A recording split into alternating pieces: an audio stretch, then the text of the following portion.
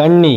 இந்த கன்னி ராசியில் இருக்கக்கூடிய நீங்கள் மனதில் 1000 பாரங்களை சுமந்து கொண்டு நடந்து செல்லும் பொழுது உங்களை யாருமே தள்ளி விடவில்லை என்றாலும் நீங்களே மனதில் ஏதோ ஒரு எண்ணத்தை சுமப்பதனால் கவனம் சிதறி கால்கள் இடறி விழுந்து தசைகள் பிசகி போகும். மிகப்பெரிய அளவில் உங்களுக்கு நீங்களே தான் பகை.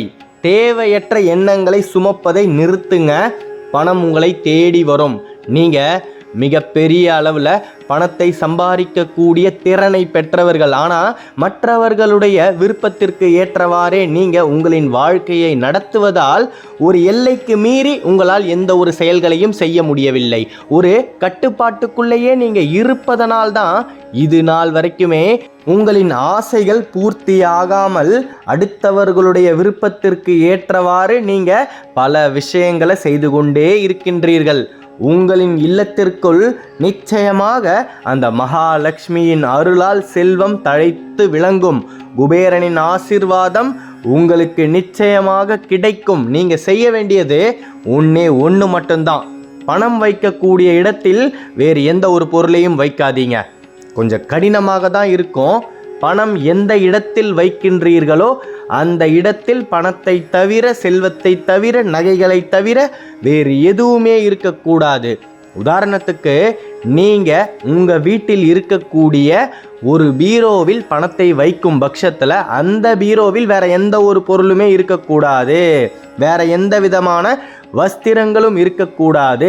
தினமும் நீங்கள் மாற்றிக்கொண்டே இருக்கக்கூடிய வஸ்திரத்துடன் செல்வம் இருக்கும் பொழுது அந்த செல்வத்தின் மீது மகாலட்சுமியின் வாசம் நிலைத்து இருக்காது.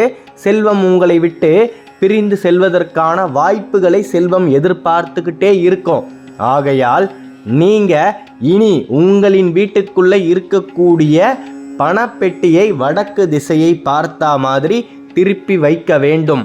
அந்த பணப்பெட்டியை நீங்கள் பூஜை அறையில் வைத்திருந்தால் இன்னமும் சிரேஷ்டம். அந்த பணப்பெட்டியில் தினமும் அகர்பத்தி ஆராதனை காட்டுங்க.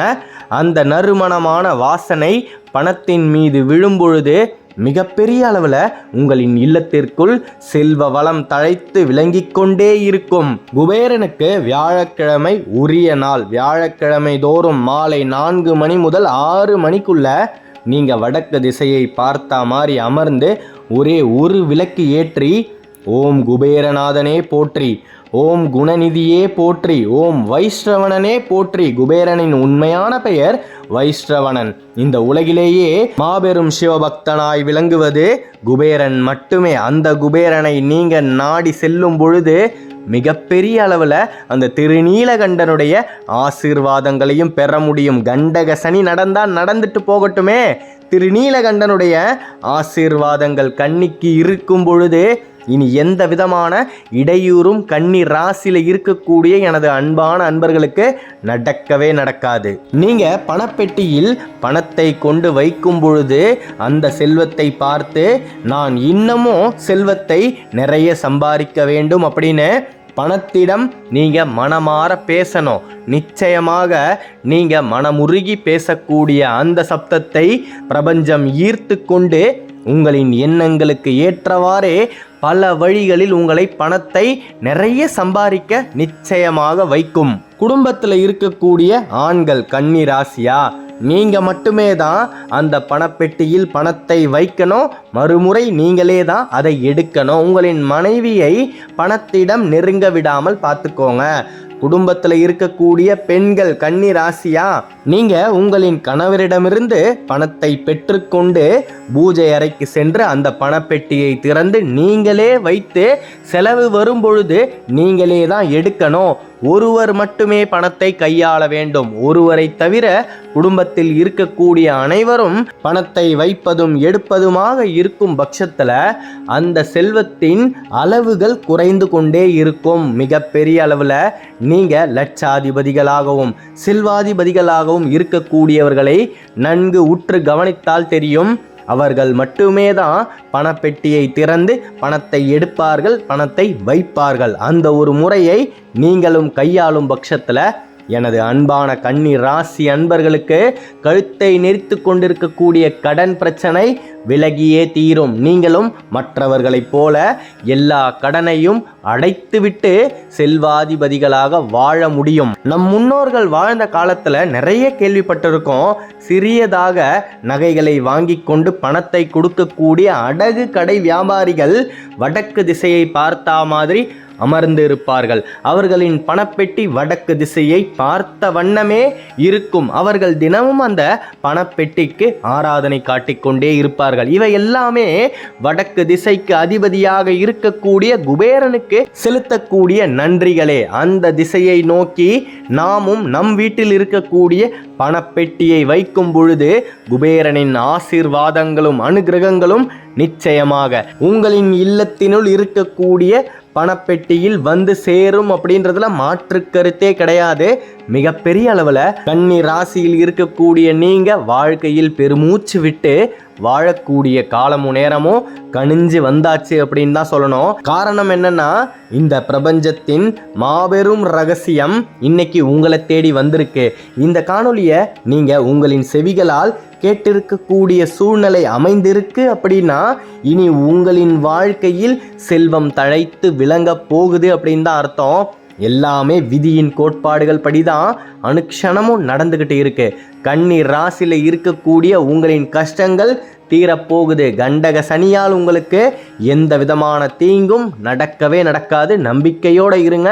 திரு நீலகண்டனுடைய ருத்ராட்சத்தை உங்களின் சரீரத்தில் சுமக்க ஆரம்பிங்க. அப்படி சுமக்கும் பொழுது அந்த பரமேஸ்வரனுடைய பரிபூரணமான அருளையும் உங்களால் பெற முடியும். மிகப்பெரிய அளவில் கன்னி ராசிக்கு அனைத்து விதமான காரியங்களும் நன்மையாகவே நடக்க போகுது. முதலில் நீண்ட காலமாக திருமணமே ஆகாமல் பல இடத்தில் அசிங்கங்களையும் அவமானங்களையும் சந்தித்து கொண்டிருக்கக்கூடிய உங்களுக்கு திருமணம் இந்த ஆண்டில் நடந்தே தீரும். இனி எந்த விதமான கலக்கமும் இல்லாமல் உங்களின் எண்ணங்கள் யாவும் பணத்தை சம்பாதிப்பதில் மட்டுமே தான் இருக்க வேண்டும். அதுலேயும் இந்த கன்னி ராசியில் இருக்கக்கூடிய பெண்கள் உங்களின் வாழ்க்கையின் தரமே மாறப்போகுது. இது நாள் வரைக்குமே கூண்டில் அடைத்த பறவையை போலதான் உங்களின் வாழ்க்கை இருந்ததல்லவா? இனி உங்களால் சுதந்திரமாக நினைத்ததை செய்ய முடியும். நினைத்த வேலைக்கு உங்களால் செல்ல முடியும். நான் மறுபடியும் உங்களுக்கு ஒரு முறை ஞாபகப்படுத்துகிறேன். பணப்பெட்டியை வடக்கு திசை பார்த்த வண்ணமே வைக்க வேண்டும். அந்த பணப்பெட்டியில் வேற எந்த ஒரு பொருளுமே இருக்கக்கூடாது. எங்களுக்கு அவ்வளவு பெரிய ஒரு பெட்டியை வாங்கக்கூடிய வசதியெல்லாம் இல்லை அப்படின்னு நினைப்பவர்களுக்கு சிறியதாக ஒரு 2.5 அடிக்கு ஒரு பெட்டியை வாங்கி அதில் பணத்தை சேர்த்து வையுங்க. ஒரு 1000 ரூபாய் உங்களுக்கு சம்பளமாகவே இருந்தாலும் அந்த 1000 ரூபாயை கொண்டு வந்து பணப்பெட்டியில் வைத்துவிட்டு 2-3 புஷ்பங்களை அந்த பணத்துடன் சேர்த்து வையுங்க. அகர்பத்தி ஆராதனையை காட்டுங்க. விளக்கை ஏற்றி அந்த பணத்திற்கு பூஜை செய்யுங்கள். மிகப்பெரிய அளவில் நீங்கள் லட்சாதிபதிகளாக நிச்சயமாக மாற முடியும். பணத்துடன் வேறு எந்த விதமான வஸ்திரங்களும் இருக்கவே கூடாது. சில்லறை நாணயங்களையும் நீங்க வீட்டில் அங்கங்கே வைப்பதை நிறுத்த வேண்டும். அது சில்லறையாகவே இருந்தாலும் அதுவும் செல்வமே. அந்த செல்வத்தையும் நீங்க பணப்பெட்டியில் தான் வைக்க வேண்டும்.